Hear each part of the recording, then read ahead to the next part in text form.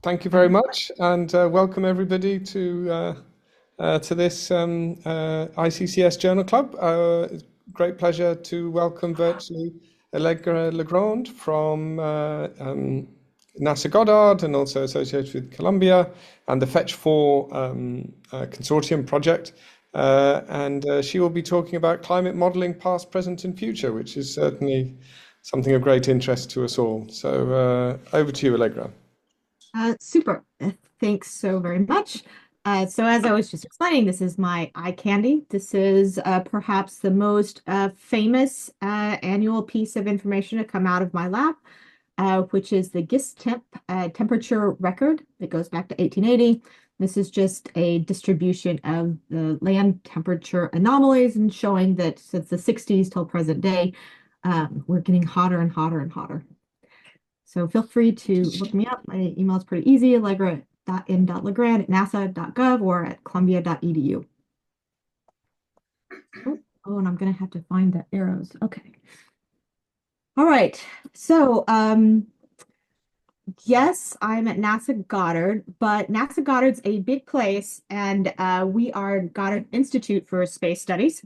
So here is an intern's rendition of our building. We are located in New York City. Main NASA Goddard is, of course, much closer to Washington, D.C. That's Goddard Space Flight Center, and we're Goddard Institute for Space Studies. If you ever watch Seinfeld, which young people these days don't know what that show is, but the restaurant, that's us. And if you see blocked off windows, that's because that was the computer server room.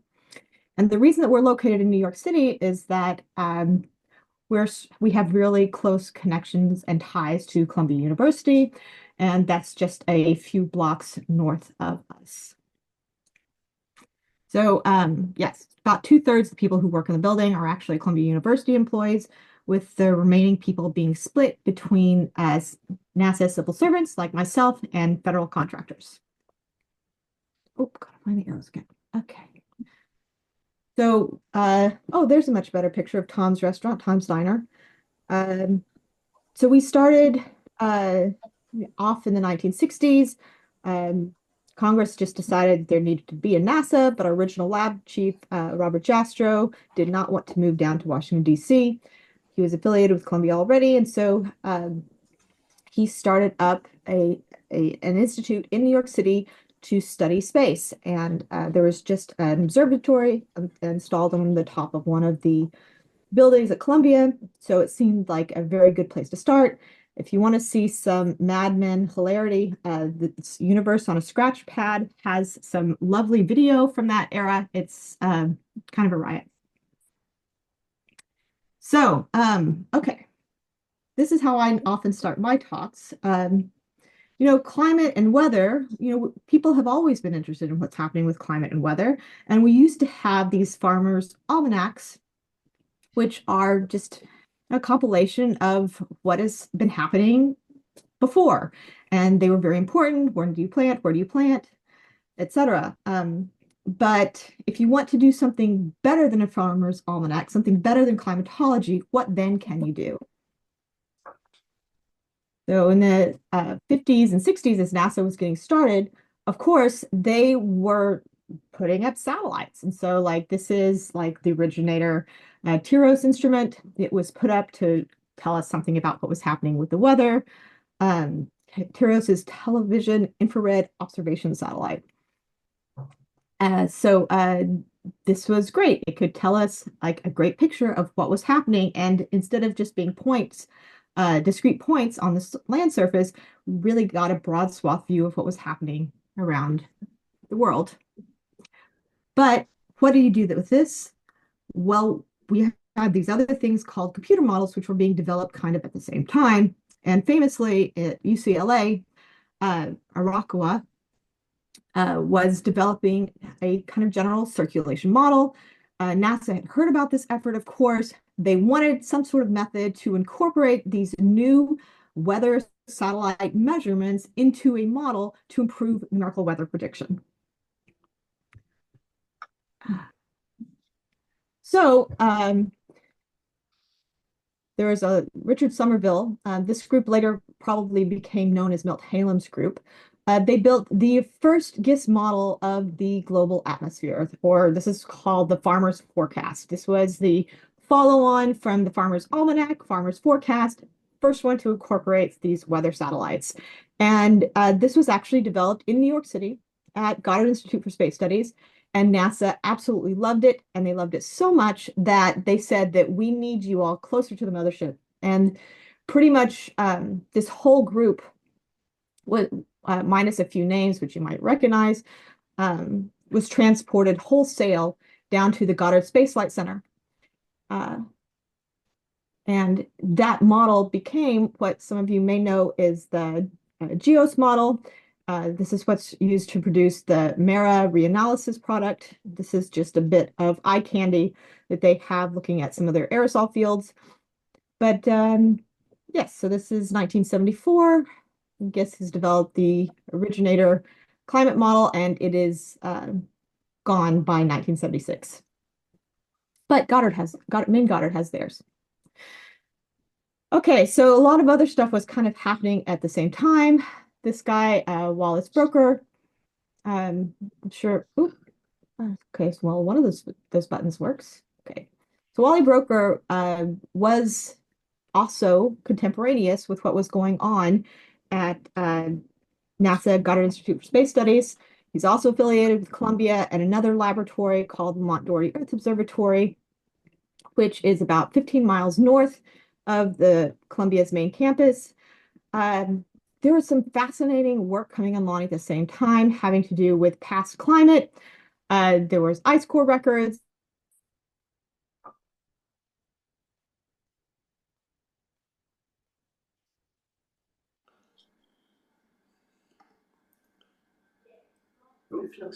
Does anybody else have anything going on? Are you still with me? I'm sorry, my VPN just popped up and said that I'm kicked off, but if you can still hear me, say yes. Yeah. Oh, you've come We're back back now. again. You're back again. Brilliant. Okay, so sorry about that. Yes, NASA Sorry. VPNs are very fickle. So anyway, did you hear me talk about Wally Broecker? And in the 1970s, like 1975 specifically, he made this projection that by 2030, we would make it to 1.5 degrees Celsius movement from our pre-industrial climate, which is pretty amazing because all he really had was a bunch of hand-waving paleoclimate records, and Wally was shockingly close. That would. So strictly speaking, Wally was my PhD supervisor. He did not believe in modeling mumbo jumbo, so Gavin Schmidt, for all intents and purposes, was who I worked with for my PhD. But I've been at NASA GISS a long time at this point. So Jim Hansen knew what Wally was doing. At that time, he and Wally were still friends, and he said, "We cannot continue to be a Goddard Institute for Space Studies. We've got to pivot. We did that numerical weather model generator once. Let's go after it again." So the original GISS model, this one got spun off into Maine Goddard, and then there's a GISS Model 2, and this is the originator GISS Model 2, which started getting developed in 1975, 1976. And this is the original GISS model as we know it today. Everything flows from that second development. So that second development was actually pretty important in and of itself. Jules Charney in 1979, he was also worried. He'd also read Wally's like, we're going to exceed 1.5 degrees Celsius. He knew we had some models. And so he got together all of his buddies, including Jim Hansen and the group at GFDL, to try to figure out how much future climate change we might be in for. There still was no like real published GISS climate model at this point in time. But the GISS model and GFDL model were able to come together and come up with this doubled CO2 equilibrium climate sensitivity of 1.5 to 4.5 degrees Celsius, with 2.5 being a likely value, which is, again, like this is 1979, pretty shocking that we today we remain pretty close to these values, although the lower end probably we have ruled out. So in 1981, this one-dimensional radiative equilibrium convection model, radiative convection model was published. A couple of years later, they pulled this thing into 3 dimensions. And so now we have a GISS climate model. And famously, Jim Hansen started going into Congress to say, like, we need to be worried about this thing. And this is what started the EPA, which is the United States Environmental Protection Agency, greenhouse gases. And, you know, we still are going through these conversations even today. So what is a climate model? It's a laboratory, and as you guys know, you have a discretization of the entire world, all the different components of the world. You have parameterizations that are used to describe processes that are too small, or too complex, or too poorly understood. And what I hope to impress upon you as we go through this is that paleoclimate simulations have a real role in improving simulations of present climate because they identify where we mess up. And often they identify where our basic approach and assumptions are incomplete. And so we need to expand our model physics. Okay, so this is just a more complete view of like the different components that you might expect in a climate model. In the GISS model, our model is broken down. You know, we have atmosphere, atmospheric dynamics, land surface, land ice, soils code, ocean code, and all these different FORTRAN modules literally interact with one another to produce a really complicated computer simulation of what's going on with the climate system. So I always show this. I don't know what everyone else's screen looks like. This is typically what my screen looks like. So I have, you know, some sort of Emacs driving the code, command line, making sure that everything's right, and some sort of visualization software. This is Panoply, which was developed in-house at GISS about 20 years ago. All right. So, okay, back to Wally and the glacial stuff. So there were some early compilations of paleoclimate records that indicated that during the glacial maximum, this is like where we have like huge glacial moraines here in New York City. We can see that ice sheet must have been several kilometers thick. It was a very different world, and yet the tropical oceans were only they were like 2 degrees warmer than present. It didn't make any sense. Wally and Jim, still friends, they get this guy named Dave Rind and Dorothy Petite to come together and try to do a new simulation of the last glacial maximum to get the model to fill in some uncertainties, and also to try to understand, like, what is a globally consistent picture of this time when we had such dramatic differences in the climate of the Northern Hemisphere. All right, so that is what started the work in looking at what's passed as Prologue. So there's all kinds of reasons that doing these out-of-sample tests of the model are important. They can tell you about the equilibrium climate sensitivity, that 1.5 to 4.5 degrees Celsius that you can get if you double CO2. They can constrain that number by putting proxy archive records of what climates used to be like. They're tricky to do. There's lots of potential feedbacks and forcings, and they often require kicking your model harder than it was designed to be kicked. So here's just, you know, nominally like the coldest and warmest climates that I simulate on a regular basis. This is the 21,000 years ago, glacial maximum, and 55 million years ago during the Eocene climate optimum. So here is my job at GISS. So this is a very nice, I really love this pictograph, comic from Serenity Sketches. We want to know how climate will change in the future. We plug it into our computers. We want to see if they work. We put in the forcings, energy from the sun. If there's volcanoes, there's changes to topography, changes to greenhouse gases. And we find some natural archives to constrain the model simulation. And if the models match, that is great. But I hope to impress upon you that this iteration step is a much talked about but underappreciated, and certainly we don't have a chance to finish that loop enough so that we can really understand how variable the climate system can truly be. And something I always throw in here because students often get depressed, it's never too late to change. It is always best to change things today, to start that change today. All right, so in this group, I don't know if many of you are accustomed to looking at paleoclimate records. Um, this is looking at basically the last 800,000 years. This is an ice core record from Antarctica, and this is showing the temperature anomaly, which is actually the measuring the isotopes of water in the ice and against the little bubbles of gas in the ice to get atmospheric CO2 and showing them in very tight alignment. Funny thing, in the last million years, we actually haven't had present day CO2 levels. Wow, you can see how old this graph is because we're still under 400 ppm.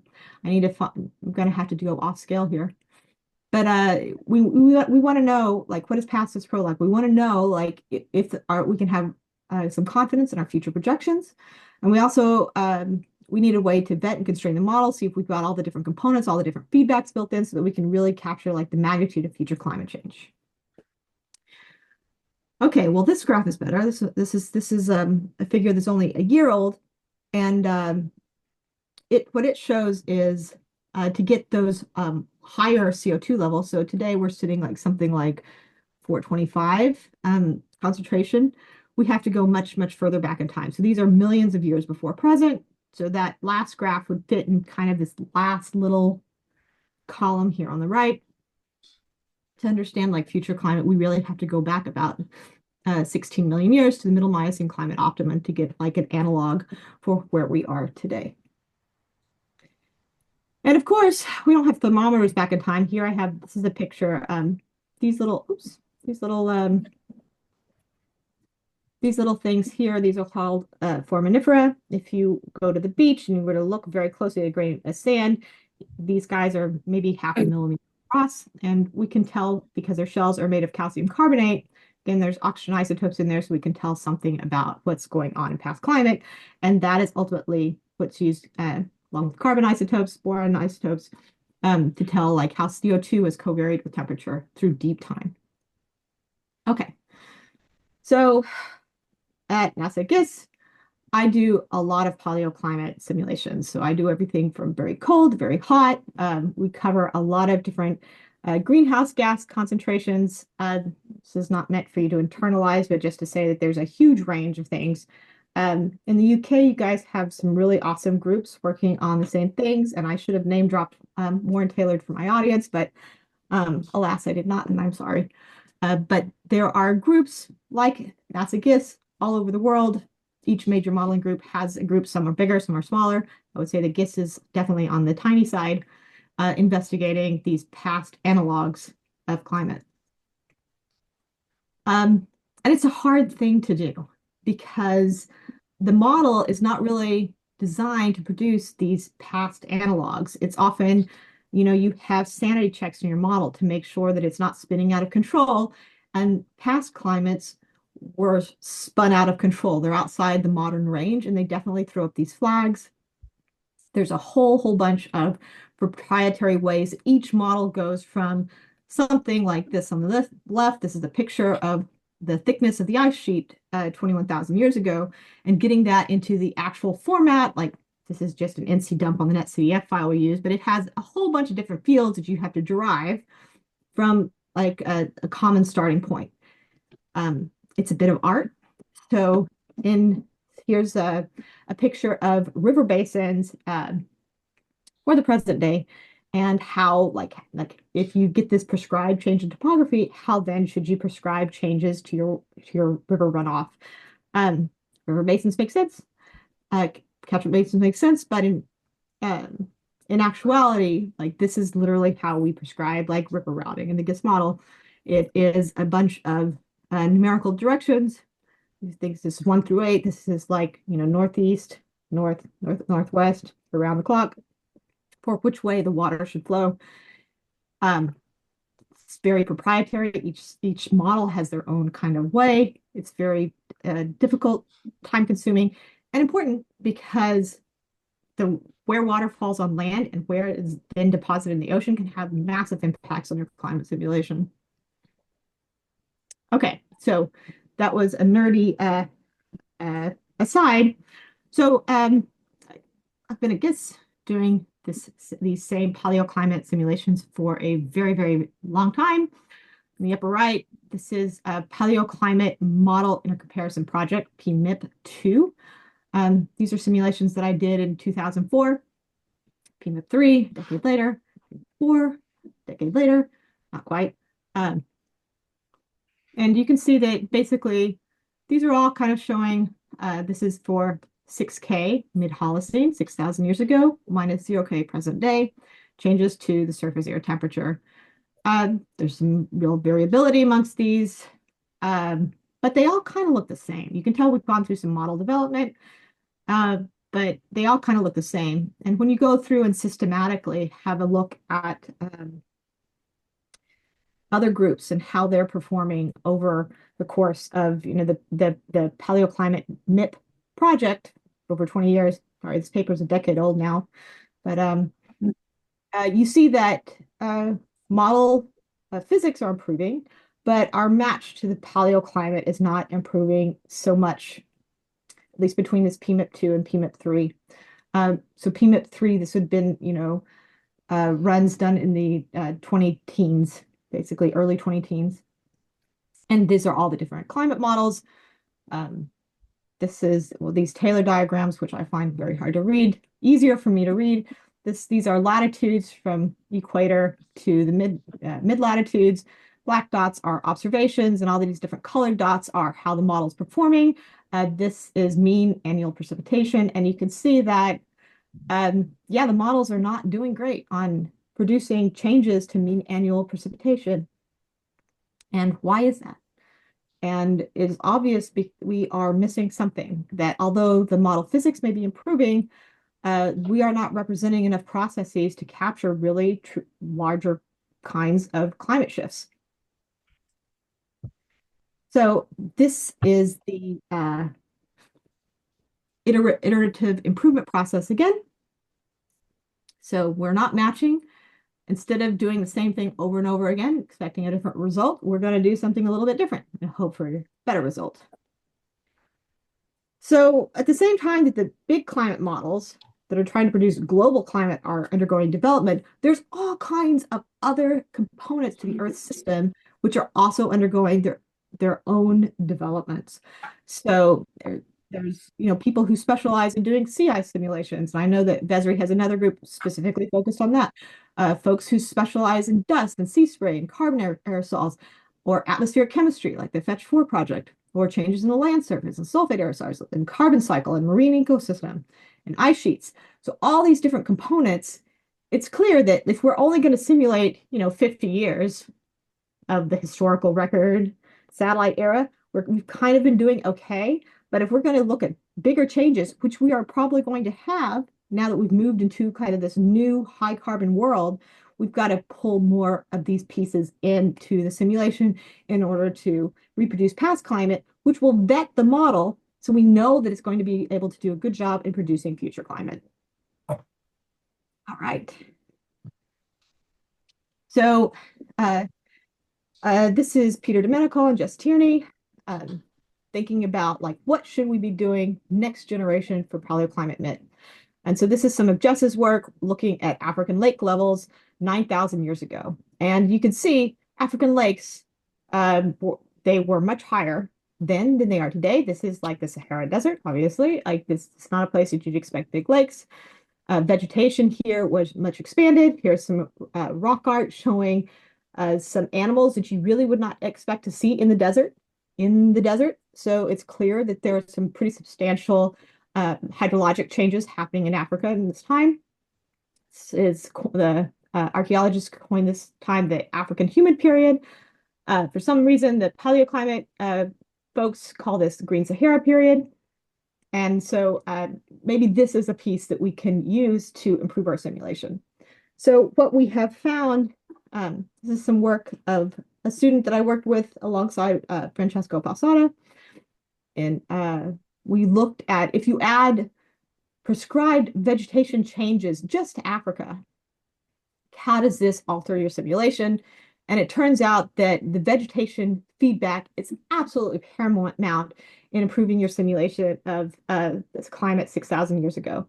So these are weighted Cohen scores. You don't really need to know what they are, just that the green ones with the green Sahara added in are doing a better job matching the data. And the left side is just the orbital and greenhouse gas changes that we normally prescribe for this experiment. And the right has those plus changes in the vegetation of the Sahara from being a desert to being like arid shrubland. And you can see this intensifies the amount of rain you get in Africa. And it also diminishes the amount of rain that you get over South America. And we have future papers coming up, has all kinds of global implications for having in ENSO, in the Pacific Ocean, Atlantic Nino, in Arctic warming from just changing this relatively small surface area of land. So vegetation feedbacks are absolutely important. And it's not just that, not this, but there's more. So of course, if you have vegetation feedbacks, as Jess Tierney noted, like obviously there's going to be a major expansion in African lakes.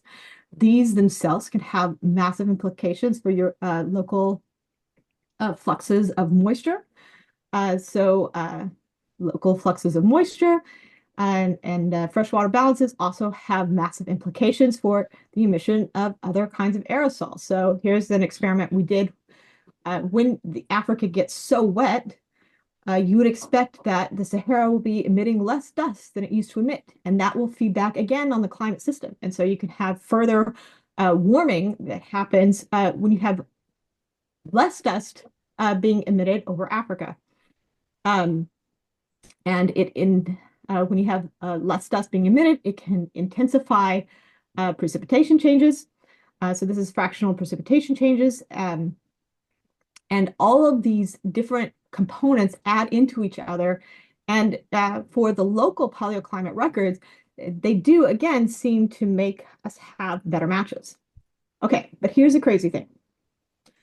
So for the mid-Holocene in particular, sorry, I know this graph, everything is backwards, but people who look at past climate, because they're looking at sediment cord records, they look at like depth. And so depth and age are opposite. So I have just flipped this graph around. So it's a time series. So time is moving forward to the right. These little dots and whatnots, these are telling us something about like methane concentration. And then this gray squiggle line, this is telling us, this is an oxygen isotope record, which is telling us something about the temperature in Greenland, which is kind of like an overall. So the crazy thing is that as we go through the Holocene, the last 10,000 years, we have this point in time 6,000 years ago when we just talked about how much wetter Africa is. I mean, yes, South America is drier, but it's not like bone dry. I mean, there's still wetlands there.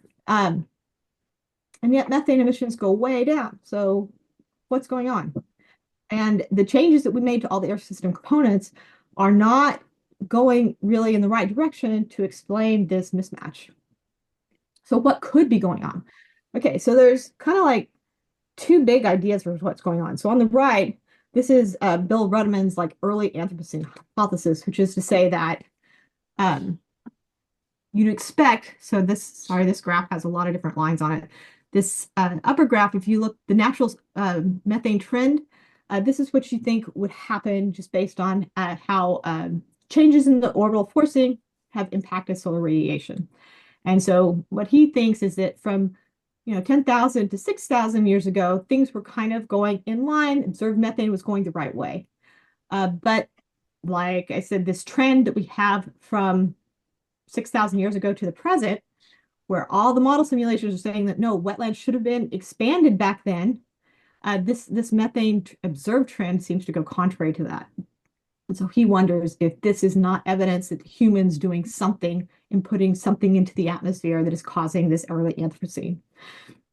But other folks say like, hey, So we've gotten more land surface components built out so that we can better replicate the magnitude of climate changes, but we're missing a really, really important part, which is that methane is not just the sources, it is also the sinks. And it's a balance between the two. And so the oxidizing capacity of the atmosphere, which is this OH, it could have maybe it was changing. So this is a picture on the left of annual mean hydroxyl radical, or OH, whatever you want to call them, which is the detergent of the atmosphere, including a detergent for things like methane, showing the sink. And so this is actually the corner that Fetch 4 is sitting in. And although it's really focused on, why we've had this methane trend for the last 20 years, it absolutely is going to be able to improve the physics in the model so that we can understand if changes in the oxidizing capacity of the atmosphere are why we don't see this, or why we have this kind of contrary to what we expected trend in methane over the last 6,000 years. And the good thing about it, the last 6,000 years, instead of looking at just the modern piece, while yes, data is sparse, the forcings are much larger. And so you can really kick the model hard to see if it's capturing like these really big, profound effects that you are currently missing in the climate model. Okay, all right, I kind of already talked about, so how do we really look at past climates? So my specialty is in looking at water isotopes and water tracers. That in my 20-year history or 25 years, oh my God, history of building past climate simulations with the GISS model. That's why I'm part of this Fetch 14. Water tracers they're also not only used to tell us about past climate, they can tell us about future climate. So this is like some painted water tracers that can tell us about the movements of water through time. And this particular study was looking at why Greenland has these massive flip-flops in seemingly temperature. And it was trying to figure out if it was a change in moisture sources at the time. So one thing that I also work on, was GISS is very much involved and all in on tracer work, is looking at tracers to really tell us about how water is moving around the climate system. So this is some of the work I've done lately, trying to think about extreme rainfall. This is an atmospheric river hitting Chile, and how the water fueling that atmospheric river, which is in blue, here the atmospheric river is in red, changes compared to climatology, which is in the brownish colors. And so atmospheric rivers moving into the future. So these are tracers that we built in to look at the past climate, but because the tracers are also important in showing us about how water moves in general in the climate cycle, we can tell things like atmospheric rivers are changing the length scale that moisture moves around the climate system. And when I do these similar kinds of simulations into the future, I can absolutely diagnose that the water moisture transport scale is changing through time and how it's changing through time. Okay, we already talked about this. Okay, so looking forward, so the GISS model, we're moving away from our old grid scale model. We're trying to incorporate different methods to improve not only our resolution, but our representation of different processes. So we have experimental versions of the GISS model now running at much finer resolutions. This is our E4 model. So our current model, like, is E3. Next gen, where you see like these lovely eddies and whatnots evolving in the ocean. And importantly, we also incorporating machine learning into our day-to-day activities to improve model simulation. This is a project led by Greg Alsacer and Marcus van der Walkwee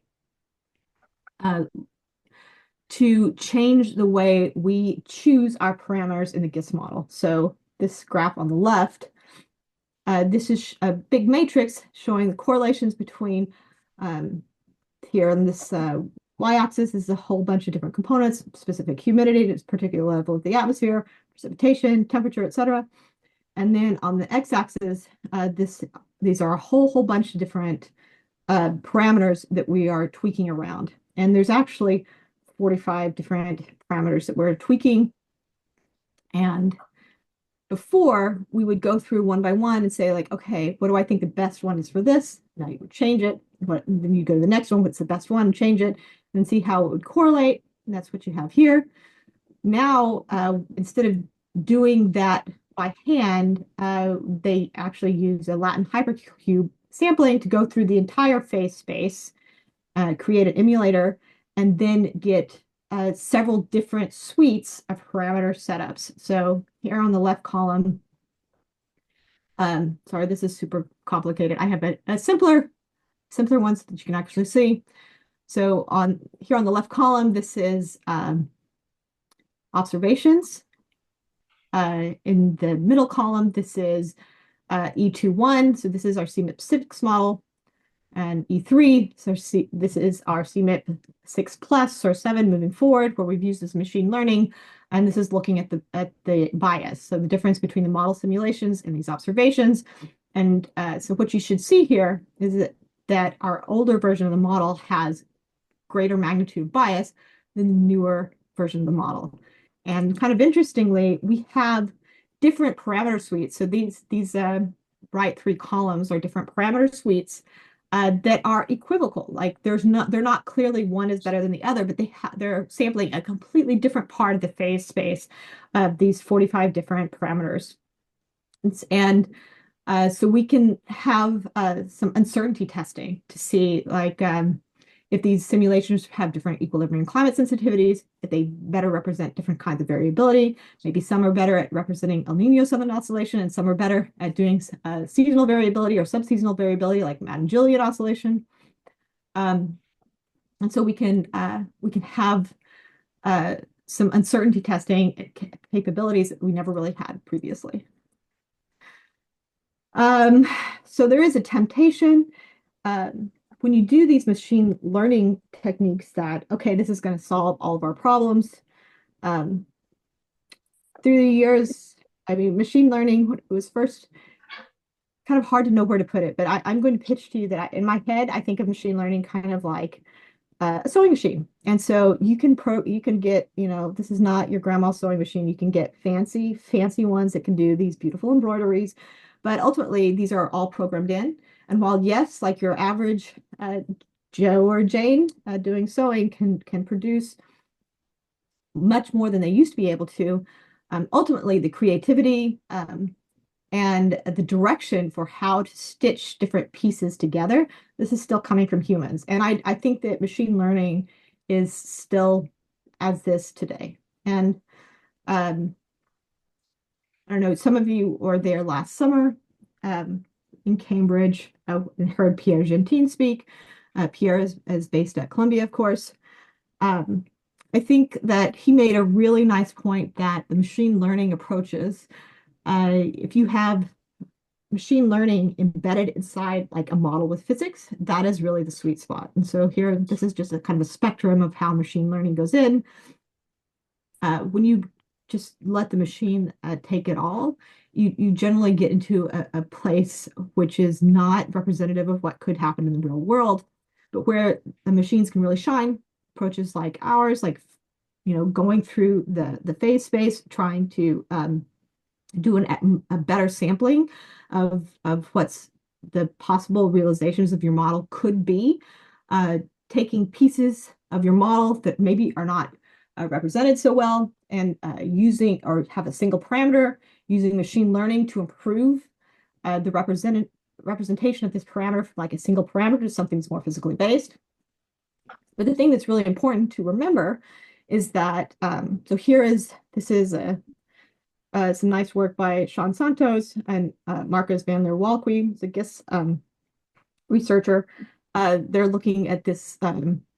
This is the Bayesian observationally constrained statistical physical scheme for microphysics, and this line here is an observation. The red line is an observation they're trying to match, and the purple is bad, and to the kind of like brighter colors are like they're doing a good job.